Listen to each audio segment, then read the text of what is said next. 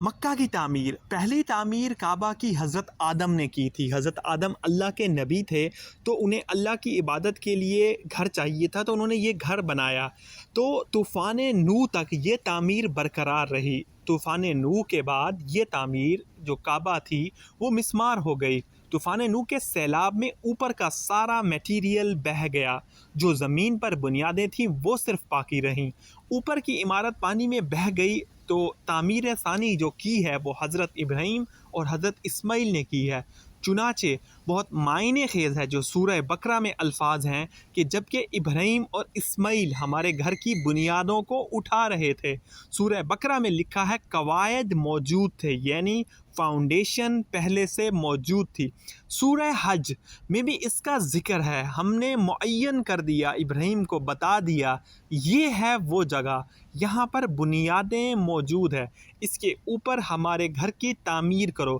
تو جو تعمیر ثانی ہے جو حضرت ابراہیم نے کی تھی، اس کے بعد درمیان میں کسی اور حادثے سے اللہ کا گھر مسمار ہو گیا۔ ایک قبیلہ جو حضرت اسماعیل کے زمانے سے یہاں آ کر آباد ہوا تھا، تو انہوں نے اس کی تعمیر کی۔ پھر اس کے بعد حضور صلی اللہ علیہ وآلہ وسلم کا جو ابتدائی دور ہے زندگی کا، یہ پھر گر گیا تھا۔ پھر اس زمانے میں قریش نے اس کی تعمیر کی ہے، لیکن ان کے پاس تعمیر کا سامان بہت کم تھا۔ انہوں نے ایک حصہ باہر چھوڑ دیا، چھت پوری کی پوری ڈالنے کے لیے سامان نہیں تھا، تو حتیم کا حصہ باہر رہ گیا۔ یہ حتیم جو اب بھی باہر ہے، اور جو بھی جاتے ہیں عمرہ یا حج کے لیے، ایک دیوار سی بنی ہوئی ہے، یہ وہ علامت ہے۔ یہ حصہ بھی در حقیقت بیت اللہ کا حصہ تھا،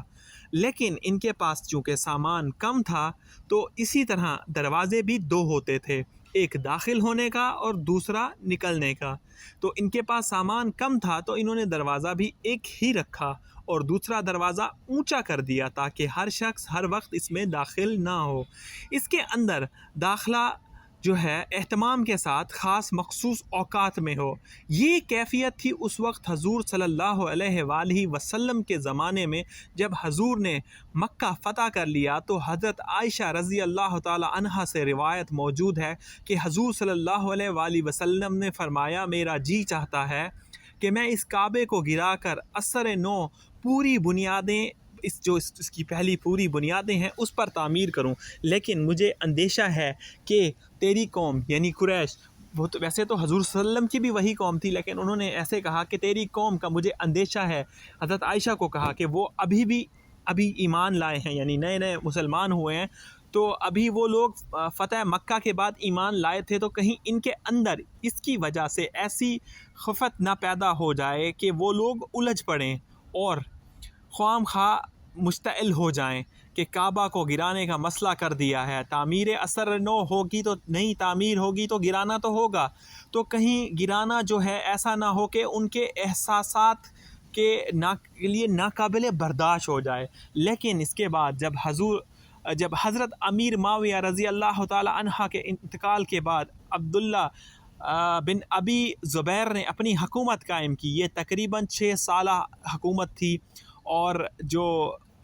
حجاز میں تو حضرت عبداللہ بن زبیر رضی اللہ تعالی عنہ نے، چونکہ حضرت عائشہ رضی اللہ تعالی عنہ ان کی خالہ تھی، تو خالہ سے بھی روایت آئی ہوئی تھی، چونکہ ان کے پیش نظر گرایا بیت اللہ کو اور پوری عمارت کے اوپر، پوری بنیاد کے اوپر عمارت کھڑی کر دی۔ لیکن بنو امیہ ان کے دشمن تھے۔ جب حضرت عبداللہ بن زبیر وہ شہید کر دیے گئے، ان کی 6 سالہ حکومت ختم ہو گئی، تو حجاج ابن یوسف نے ان کے بنائے ہوئے گھر کو پھر گرایا، اور پھر اثر نو وہیں قریش کا جو تھا اس کے اوپر حضور کے زمانے میں جس بنیاد پر اس پر تعمیر کی، جو آج تک موجود ہے، اس کو قائم کر دیا۔ اس کے بعد بعض لوگوں نے چاہا کہ پھر اس کو گرا کر پھر اس کی اصل بنیاد پر مکمل تعمیر کریں، لیکن حضرت امام مالک انس رضی اللہ تعالی عنہ، جسے ہم کہتے ہیں امام دار الہجرہ، انہوں نے فتویٰ دیا کہ بار بار کا گرانا بنانا ٹھیک نہیں ہے، اب جہاں ہے ٹھیک اسی طرح پر رہنے دیا جائے، اور وہ دن اور آج کا دن خانہ کعبہ ٹھیک اسی تعمیر کے ساتھ موجود ہے، بلکہ اس کے بہت سے حوادث اس پر آئے، لیکن اللہ سبحانہ و تعالیٰ نے تاحال اس گھر کو بچایا ہوا ہے۔